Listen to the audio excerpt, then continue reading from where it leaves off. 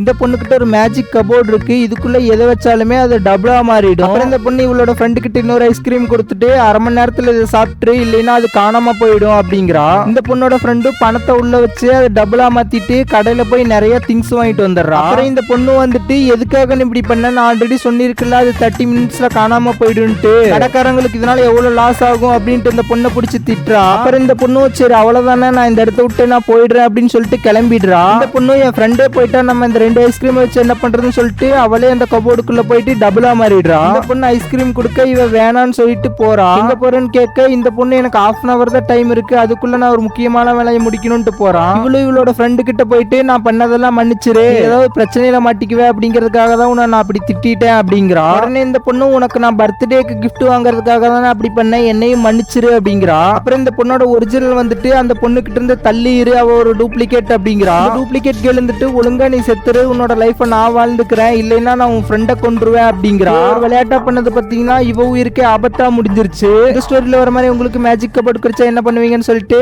அப்படியே இந்த வீடியோக்கு லைக் பண்ணுற நம்ம சேனல் ஒரு சப்ஸ்கிரைப் பண்ணிக்கோங்க ஃப்ரெண்ட்ஸ். By by.